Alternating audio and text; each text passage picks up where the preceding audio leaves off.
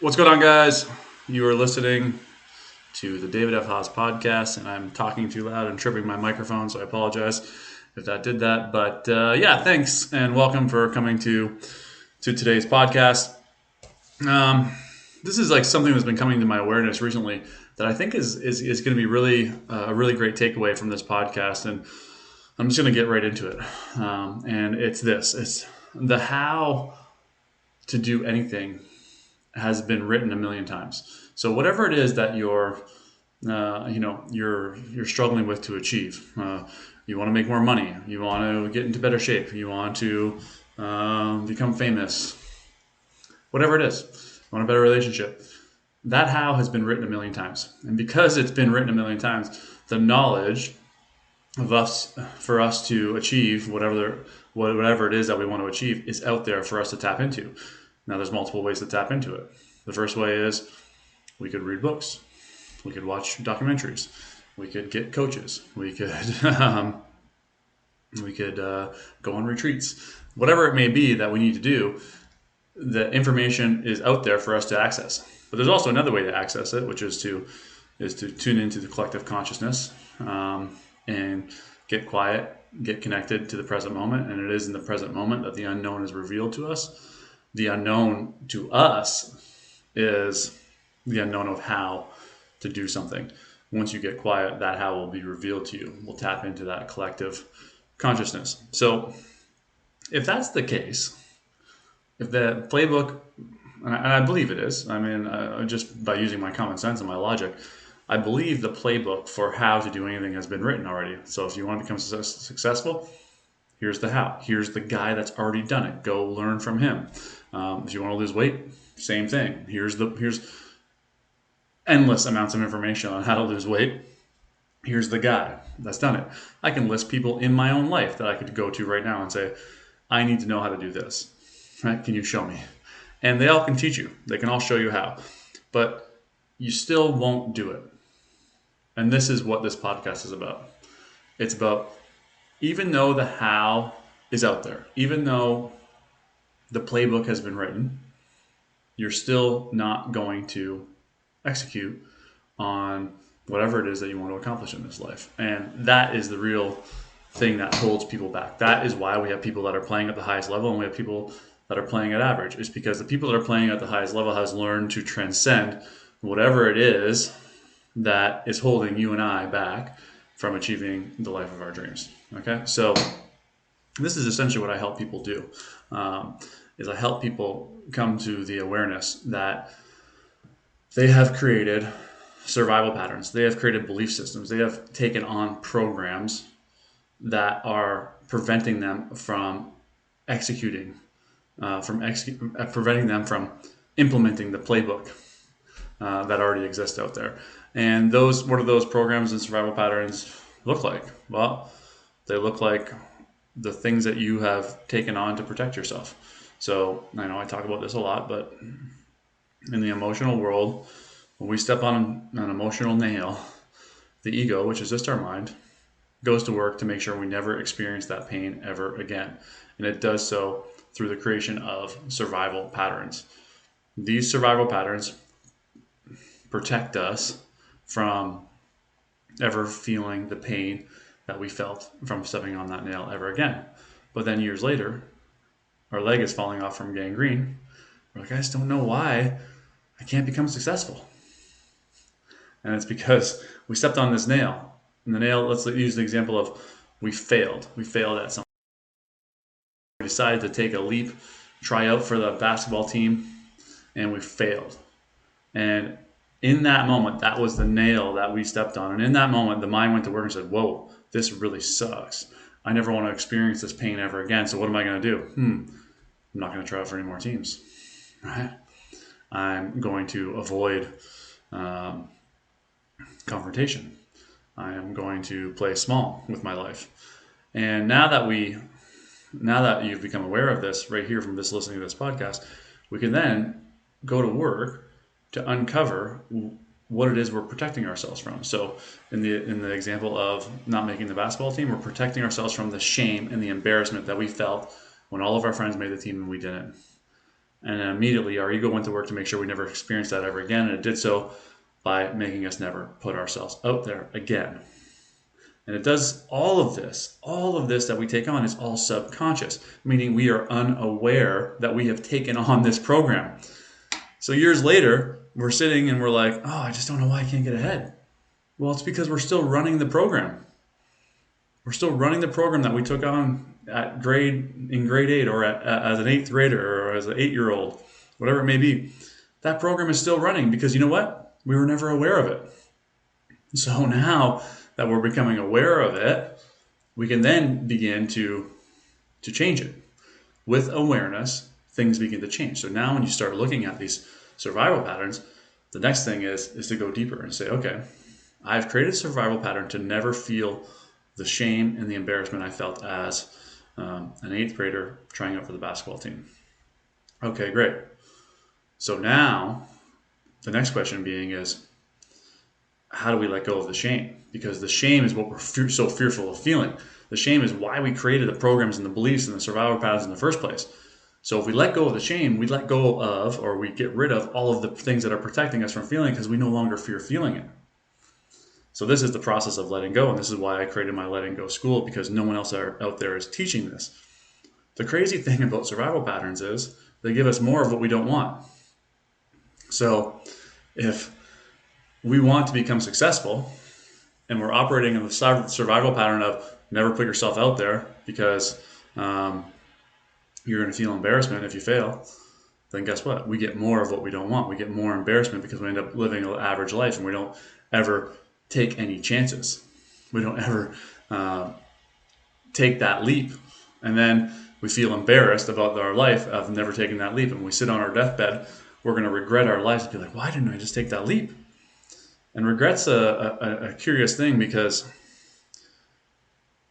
I believe that we're all just doing the best that we know how to do at all times. And this is a way to let go of any guilt. It's like when you're an 8th grader, you were doing the best that you knew how to do. You decided to try out for the basketball team. You put yourself out there. You felt the pain by not getting accepted to that team. The best thing that you know how to do at the time was to find a way to avoid feeling that pain ever again. You were innocent. Because of your innocence, you allowed yourself to take on this pattern. The primitive mind took over and said, I don't want to feel that way anymore. We better develop ways to make sure we never feel that way. And again, it's all subconscious. And you were doing the best that you know how to do. So if you're sitting on your deathbed and you have regrets, it's like, well, can you really have regrets? Because you're just doing the best that you know how to do. But with spiritual growth, we learned this one simple thing is to move into this observer mode where we learn to take a step back. We come to this realization that we are not our minds and we are not our bodies. We are the observer of our minds and bodies. And when we learn to observe, we can then start paying attention to the patterns that are playing out consistently. One of the patterns is, I'm not good enough. I'm not going to put myself out there. I'm going to overanalyze. I'm going to constantly think about every decision that I need to make. And I'm going to think of every worst case scenario possible. And all of this analyzing, and all of this thinking, and all of this wishy-washiness, what to do? It keeps us remaining in the exact same spot that we are. So we never end up taking that leap. We never end up getting into that relationship. We never end up buying that house. We never end up leaving that job. We stay playing small. And all of it is to avoid the pain of shame. And now when you think about back and you think consciously as an adult, it's like, well, that's no big deal. I can handle that shame. I can feel that shame. Like, let me feel the shame. But then learning to connect to that shame is a lot more difficult than we actually think it is, because we have spent our whole entire life avoiding feeling that shame. We have put years and distance and time. We have been stuck in the rut of learning to avoid that shame our entire lives. And let's just use the rut of overanalyzing. Our rut is we overanalyze. We just continue to overanalyze. That overanalysis keeps us doing the exact same thing every day. It's best described as in this parable. A farmer gets on his tractor every morning. He drives down the same laneway. He drives down that laneway in the snow, in the rain. He drives down that laneway in the sun. And eventually he creates these gigantic ruts. They're so deep. The ruts are so deep that now he just turns on the tractor, puts it in gear. He doesn't even have to steer. right? This is the autopilot that our ego has created, the autopilot of overanalyzing. But now, because you're listening to this podcast here today or watching it, you come to this realization that I'm in the rut. I'm on autopilot. I'm sitting on the tractor and I'm on autopilot and I'm in this rut of overanalyzing things. Oh shit, I want to get out of this rut. Try and turn the wheel. Oh, I can't. Can't get out of the rut. Well, why not? Because it takes a ton of effort to undo a program that you spent your entire life building, right? But the great news is because you became aware, you're going to find the way, you're going to find the will, you're going to find the energy, the power created that's needed to get out of that rut. Once you're out of the rut, you're out of it for good. Okay, so the next step is, after you identify the rut, is identifying what the rut is preventing you from feeling, and then learning how to let it go forever. And this is exactly what I teach in the Letting Go school that I've created. So this is why I've coined myself the Letting Go coach, is because I believe that not enough people understand the power that emotions have over us and how they are controlling our lives through the process of survival patterns. We experience an emotion, we create a pattern to not feel it anymore. This cycle goes on, and then it continues to replay, and we continue to get confirmation that that pattern is working, right? These things happen over and over and over again until one day we finally hit a wall. Say, what the hell's going on here? Like, why am I not getting ahead? You hit your 30th birthday, you hit your 40th birthday, and you're like, why am I still in the same place? This actually just happened to me. I was doing blast camp with my buddy Tony Smith, and I wrote on the thing, I'm 15 pounds overweight. And I realized that was the exact same thing I wrote last year. And I'm in this survival pattern of not eating healthy, right? Not taking my own health and putting it at priority number one. Why not? Because I'm looking for a caregiver in my life, and this is all the work that I've done already. But I now know there's something I'm still not letting go of. There's something I'm still holding on to that's keeping me in this survival pattern, that's keeping me 15 pounds overweight for my entire life. For the last 3 years, I've been 15 pounds overweight.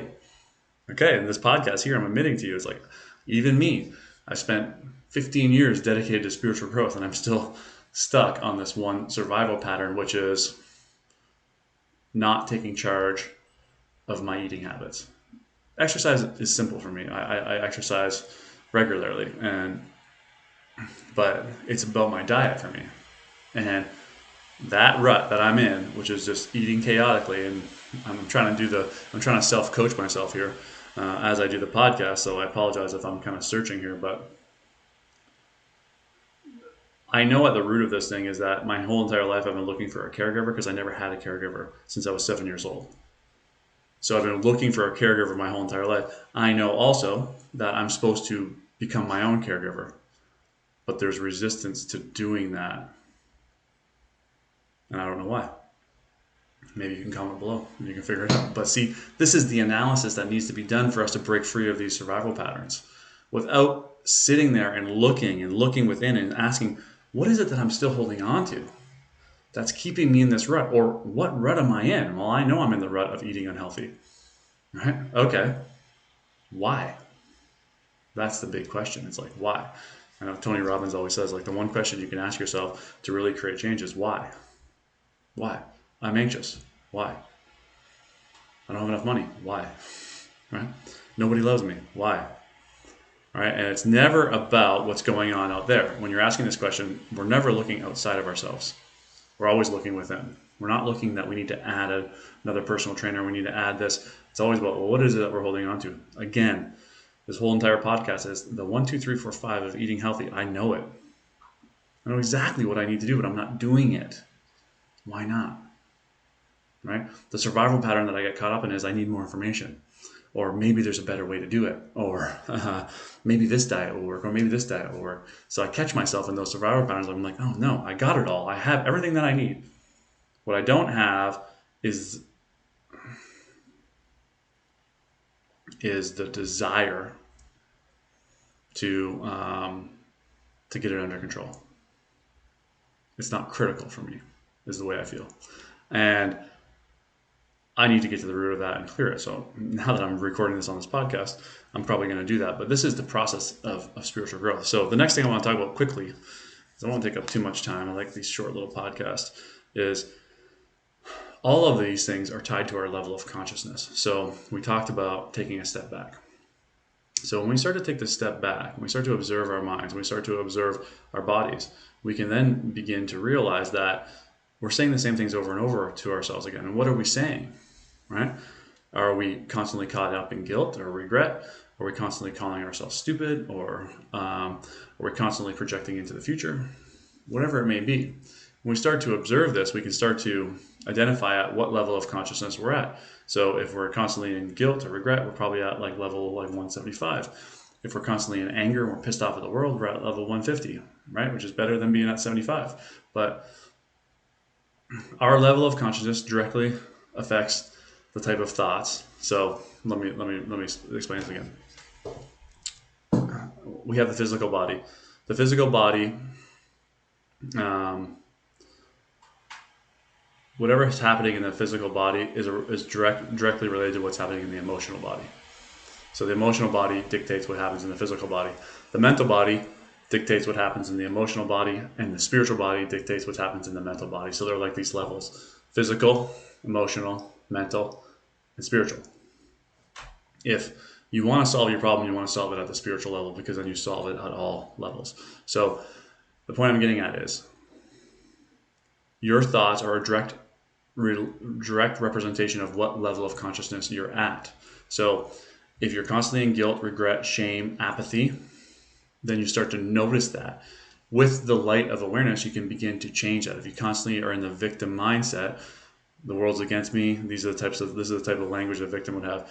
Nothing ever goes my way. This is just my luck. When you're in the victim mindset, you then have thoughts that are associated with being the victim. If you're in the anger mindset, if you're in the anger, if you're in this level of consciousness of anger, the mindset you're going to have is, fuck the world. I'm angry at everybody. You're pissed off. You get charges about like yelling at people, calling people out. You get revved up when you're driving your car down the road.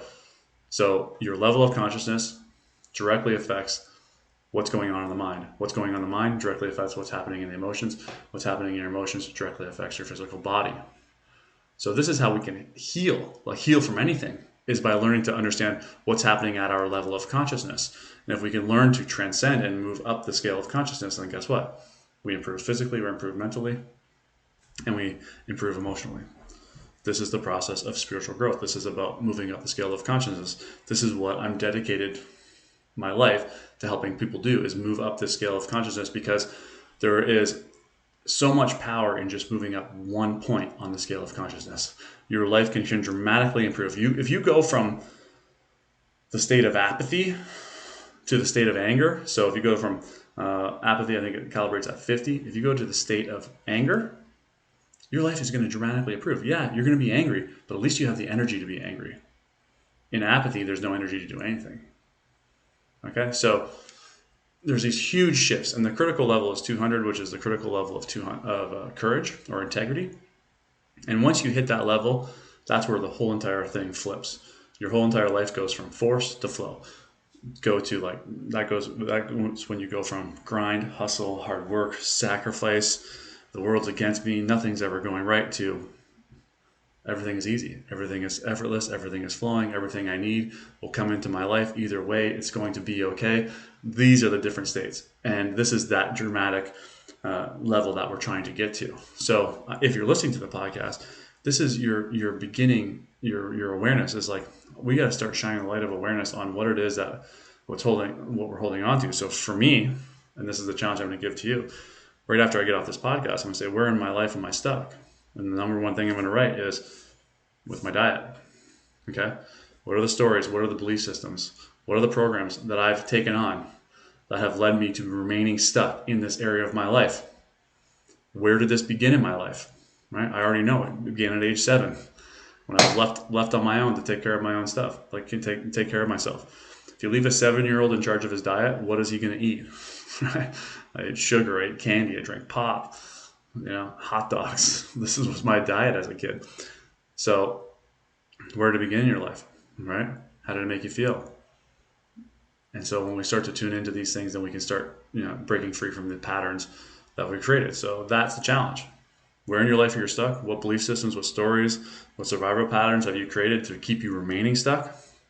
Where did that begin in your life? What feeling are you avoiding feeling by using these survival patterns? Are you okay with feeling that feeling fully and letting it go? And are you ready to transcend this area in your life where you're stuck? That's it. Hope that was beneficial. Love to hear some comments. Love to hear some feedback. Once again, every Wednesday I'm releasing a podcast. If you liked it, hit the thumbs up. It really helps me. Also, if you haven't already, click that subscribe button, and we'll see you again next week.